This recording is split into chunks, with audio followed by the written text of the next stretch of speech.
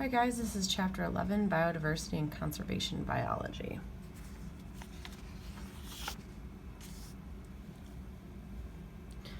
So we are going to start by knowing the definition of biodiversity, which is the different number of species that live in a given area. Remember species from earlier chapters, if you can mate and you do it in the wild, you're actually of the same species. There are actually different kinds of biodiversity. There's ecosystem biodiversity, which is variations in an ecosystem within the geographical location, or variation of ecosystems over the whole planet. There's species biodiversity, which is the number of species and abundance of each species in a particular location. Then there's also genetic variation within a species. So genetic diversity is actually the most important because it allows a population to withstand environmental change. So if it gets hotter, wetter, colder, drier, some of the frogs might actually have the genes that allow them to withstand the abiotic change, which will allow the species to survive instead of just going extinct. So there are different ways to look at that. Remember, more species diversity in ecosystem, it leads to the better recovery after a disturbance. So species richness and species evenness are two different things. Species richness tends to increase towards the equator. So we see towards the equator a lot of different species that live all together. So that's the number of different species in an ecosystem. As we start to go towards the north end, there's still a lot of species, there's a lot of animals, but there isn't as much variety in those species. So that's the difference between species richness and everything else.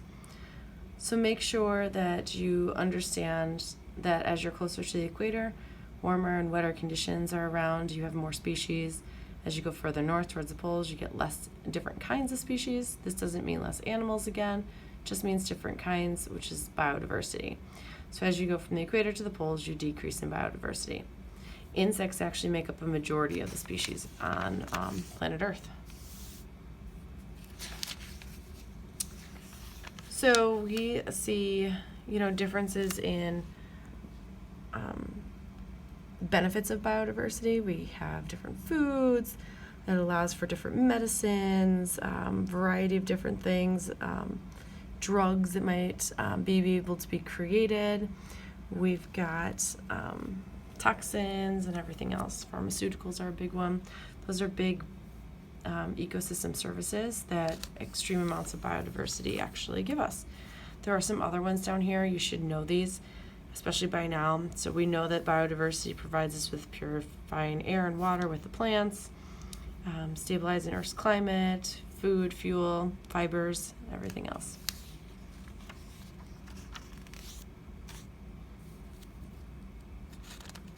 So as we take a look at biodiversity and extinction, there are some phrases that we need to know. We need to make sure that we understand extinction versus extirpation. And extirpation just is when species go from a particular area, portion of its range. So for instance, like grizzly bears have been extirpated from California. We don't see them in California anymore. They're not completely extinct, they're just not located anymore in California. So characteristics of winning and losing species, the winners tend to be more generalist. They have a wider spread geographical area. They are more capable of adapting. They eat lower on the food chains. They eat many different types of things versus the specialist species, which are more the losers. These are the top predators usually. They have a limited range. They can't handle being habitat destruction, basically taking them out and minimizing their range. They need more stable conditions, so they can't handle a lot of change. Habitat loss is one of the biggest reasons we have our extinction. Leads to a loss of specialist species, which leads to a loss of generalist species. So the more genetic diversity you see, the more you're better to respond to environmental stressors. So we start to see a bottleneck, which equals a loss of biodiversity. Everything kind of starts to have the same genes, and we see a shift and change. You should also know background rate of extinction.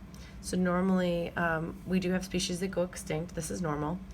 We have that background rate, but it's actually increasing and is higher than what it normally should be happening due to humans And that has to do a lot with the fact that we are driving this the sixth mass extinction that's going on today. There are selective pressures that go into things, and those are factors that change behaviors and the fitness of organisms within an environment. So species and ecosystems compete for resources, territory, food, mates, habitats, and that's a stress on them if they don't have some of that or they're constantly competing. To protect species, we basically criminalize poaching. We protect habitats. We have legislation that's trying to do that. There is a lot of extinction due to overhunting, limited diet, limited habitat, outcompeting by invasive species. And species that are able to adapt or move are less likely to go extinct. Those that can't, end up going extinct. Some famous extinctions are the passenger pigeon. And essentially with the passenger pigeon, we hunted them to extinction, but we found out that their population has these natural highs and lows. We just happened to be hunting them during the natural low, which increased the decline and extinction of the passenger pigeon. There's the Carolina parakeet, the great auk, and the dodo bird. So if we look down here, these are some of the mass extinctions. Two previous mass extinctions that you should know are the Permo-Triassic, which was actually the largest mass extinction. That's the one right in here. And the other one is the Cretaceous, and that was the one that the dinosaurs went extinct.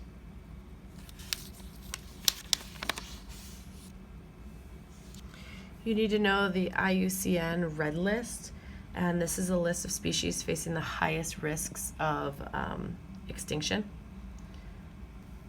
So we look at different causes of biodiversity loss, and that basically leads to HIPCO. Low biodiversity, habitat destruction, invasive species, population pollution, climate change, and overhunting. These are the big things, with the largest pretty much being habitat loss. So you should know that that is the largest reason for the cause of endangered species.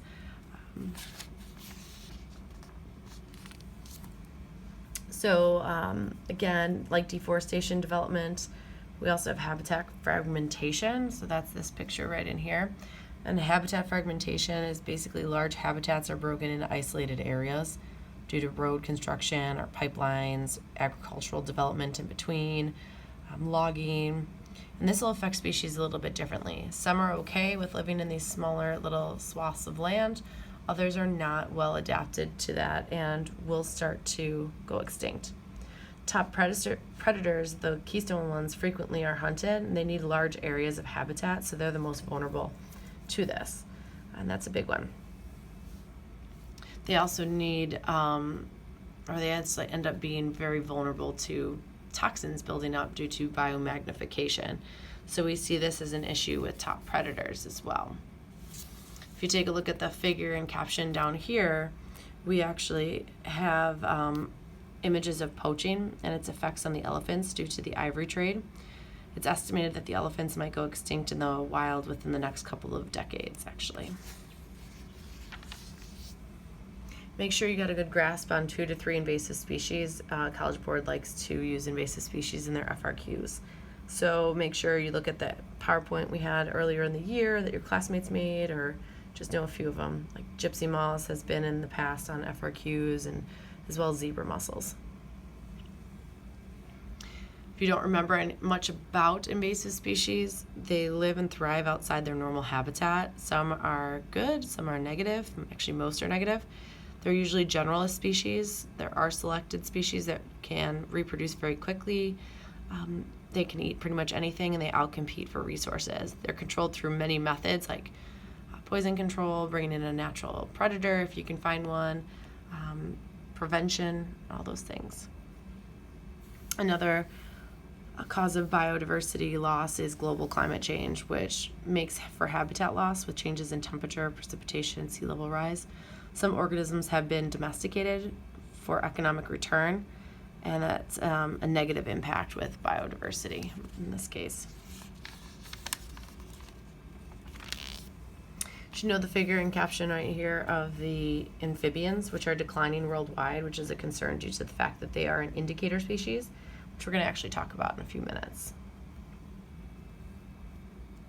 So conservation biologists respond to biodiversity loss by protecting areas, habitat corridors, which is the over highways, green passage, so that the animals can actually pass over the highway instead of trying to cross around it.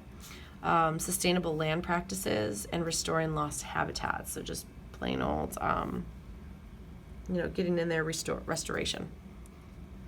So when you take a look at this, benefits of biodiversity, again, they increase the stability and resilience of an ecosystem.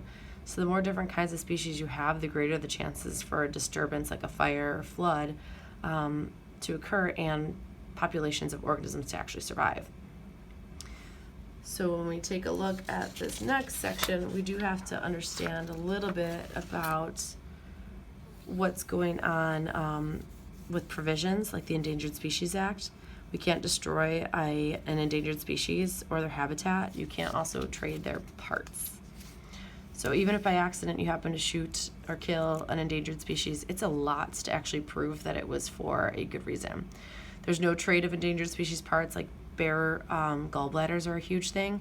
Elephant tusks, rhino horns, animal furs. It's actually illegal to buy, sell, or trade these parts. There is some actual opposition against the Endangered Species Act. There are people who protest that preventing logging in the Pacific Northwest to protect the spotted owl is actually hurting our jobs. There's also others that, there's a fish in California that lives in the waterways, and during years of drought, they want to pull water from those waterways to fill their drinking water aquifer. And they can't pump down a certain level to make sure that they prevent from killing these endangered fish. And people start to think that that's a bit ridiculous that we're trying to protect this fish during years of extreme drought when actually people are dying. So we should know some provisions of cities. This is the Endangered Species Act, kind of, but it's also an international treaty. It says that you can't sell or trade endangered species parts. The Convention on Biological Diversity is an international treaty that has 3 goals. They hit all types of the biodiversity and ecosystems, species, and genetics. Conservation of biodiversity, sustainable use of biodiversity, fair and equitable sharing of benefits arising from the use of genetic resources. And then there's also captive breeding programs, which are places that breed endangered species to just try to, bring them back population-wise. You should understand how forensics can help with species. They actually can do plenty of DNA testing and analysis to ID illegally brought about meat, like whale meat or bush meat, which is actually African protected species. We can run DNA analysis and see if the material actually did come from that endangered species and enforce laws if that was the case. So make sure that you understand forensics, the umbrella species, flagship species, hotspots, and ecological restoration. And that is it.